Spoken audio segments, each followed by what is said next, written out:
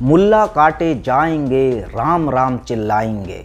दिल्ली में इसी तरह के भड़काऊ नारे लगाने वाली जो घटना हुई है, आखिरकार इसके पीछे कौन है, लोग किनकी है साजिश, पूरी सच्चाई की बात करेंगे इस वीडियो में। साथ ही साथ इसका क्या हो सकता है, ऐसी घटनाओं का समाधान, वो भी इसी वीडियो में जिक्र करेंगे। तो बहुत ही इंपॉर्टेंट वीडियो है, ज़्यादा से ज़्यादा लोगों तक हो सके तो इसको शेयर ज़रूर करना।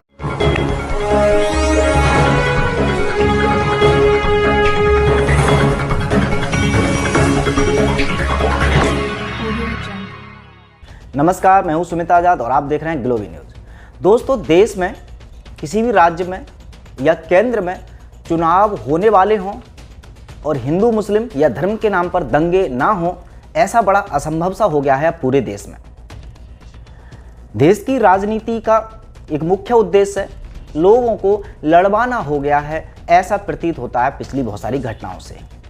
लेकिन अभी इसकी जिक्र मैं इसलिए कर रहा हूं क्योंकि दिल्ली में भी आपने देखा बहुत सारी वीडियोस वायरल हुई, तो आपको एक खबर पता चल गई होगी। वहाँ पर नारे लगाए जा रहे थे बड़े आक्रोशित होकर के कुछ लोगों द्वारा कि मुल्ला काटे जाएंगे, राम राम चिल्लाएंगे। पहले आप ये छोटी सी क्लिप देख लीजिए।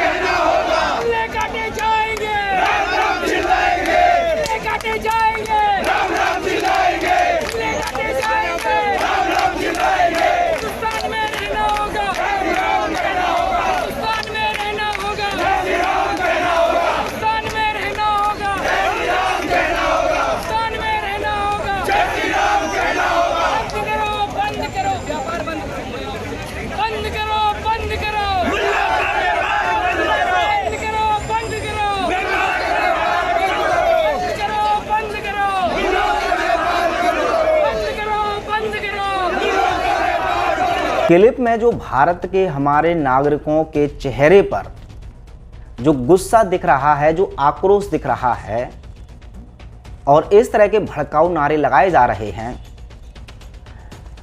तो आखिरकार इनका जिम्मेदार कौन है? क्या ये वही बोल रहे हैं जो इनके मन में है या इनसे कोई और बुलवा रहा है? क्या इनको सच में हमारे प्रभु श्री राम जी की चिंता है या फिर कुछ और चंद लोगों की जो देश में जानबूझ करके इस तरह के दंगे पैदा करवाना चाहते हैं?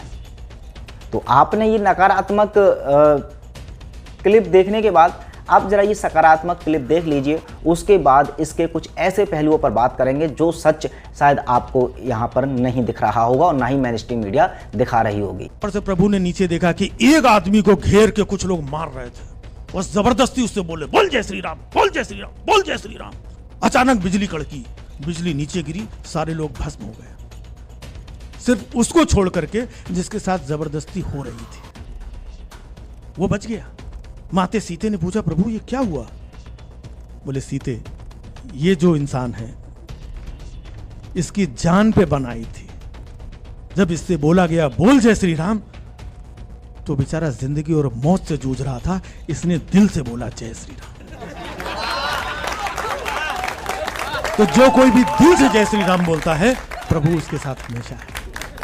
तो अब इसका जिम्मेदार कौन है? तो इसके जिम्मेदार अगर आप ध्यान से देखेंगे तो दो ही चीज़ हैं, जो केवल इस घटना की बात नहीं कर रहा हूं मैं, जितनी भी घटना हो रही हैं उसके जिम्मेदार दो चीज़ें निकल कर आती हैं, एक मीडिया और एक नेता। अब इसका उदाहरण या इसका एविडेंस चलिए मैं आपको दे देता हूं। पहले तो आप देखिए कि ये जो क्लिप में दिख रहे हैं, एक सज्जन, उनमें से बीजेपी के एक नेता हैं जिनका नाम है अश्वनी उपाध्याय, और इसको बड़ी अच्छी आसानी से पहचाना जा सकता है, साफ साफ दिख रहे हैं क्लिप में। तो अब ये बीजेपी से नाता रखते हैं, तो अब बीजेपी के नेताओं का इस भीड़ में होना तो साफ जाहिर सी बात है कि ये जो लोग चिल्ला रहे हैं कि मुल्ला काटे जाएंगे, राम राम चिल्लाएंगे, तो इसका अर्थ ये है कि इन लोगों में उन लोगों की संख्या ना के बराबर है जो एक आम हिंदू लोग हैं। इसमें जितने भी लोग अगर जांच करी जाएगी तो पाया जाएगा कि ये सब बीजेपी के सपोर्टर हैं या फिर बीजेपी के ही कार्यकर्ता हैं। चलिए और बात करते हैं कि दूसरा कारण क्या है। मैंने कहा मेन स्ट्रीम मीडिया। अब मेन स्ट्रीम मीडिया का जरा ये आज तक का ये प्रोग्राम देखिए, अभी कुछ दिन पहले ही हुआ था। मतलब इनके प्रोग्रामों में ही देखिए किस तरह से धर्मों को तोल रहे हैं। भाई साहब, जब जब तुम हिंदू मुस्लिम को इस तरह से तोलोगे तो जो आपकी जनता है, जो आपकी टीवी देखती है, उनको अगर थोड़ी बहुत सद्भावना भी होगी कि हाँ वो मुसलमानों को अपना भाई समझते होंगे या फिर मुसलमान हिंदुओं को अपना भाई समझते होंगे, तो उनको तो आप बड़ी बेशर्मी से बांट रहे हैं कि देखिए ये हिंदू है, ये मुस्लिम है, इसको तराजू में तो हर आदमी चाहेगा ना कि हमारा धर्म ऊपर हो। तो ये ऊपर नीचे करने की जो परंपरा ये हमारे धर्मों में तो नहीं है। धर्म कभी नहीं सिखाता कि हाँ हमारा धर्म छोटा है, बड़ा है। लेकिन अब इस तरह के जो दंगे कराने का पॉलिटिकल पार्टियां और मेन स्ट्रीम मीडिया को तो सिर्फ इतना ही फायदा है कि हाँ उन्होंने भी अपनी सरकार की गुलामी करनी है, तो जैसा सरकार का आदेश आता है वैसा वो कर देते हैं और उसके उनको अच्छी खासी इनकम मिल जाती है।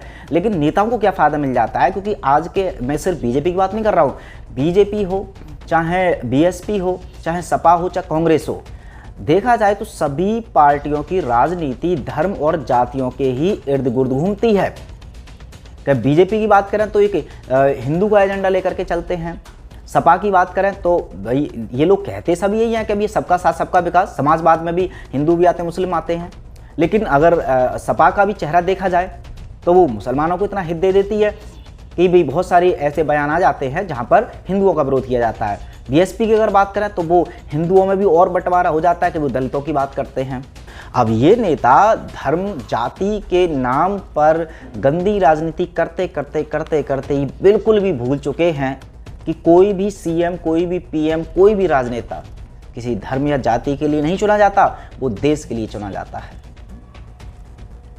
लेकिन हमारे देश की राजनीति जब तक इस तरह से चलती रहेगी, ये हिंदू मुस्लिम के जो दंगे हैं ये आज नहीं हुए हैं, ये कल भी होते थे, आज भी हो रहे हैं, कल भी होते रहेंगे। और इसका समाधान की अगर एक बात करें तो सिर्फ समाधान यही हो सकता है कि जो हमारे आम नागरिक किसी पार्टी की भक्ति में आकर के उन प्रभु श्री राम की भक्ति को भूल जाते हैं, उस अल्लाह की भक्ति को, इबादत को भूल जाते हैं, या और भी धर्म के अपने जो भगवान हैं उनकी भक्ति भूल करके जो नेताओं की भक्ति शुरू कर देते हैं, उनको एक बार नेताओं की या पार्टियों की भक्ति छोड़ करके अपने धर्म को जानने की, सच्चे दिल से मानने की आवश्यकता है। यदि उनकी आंखें अपने धर्म के रूप में खुल जाएंगी, इनकी जो सच्चा धार्मिक लोग होता है उसको कोई भी पार्टी वाला भड़का नहीं सकता।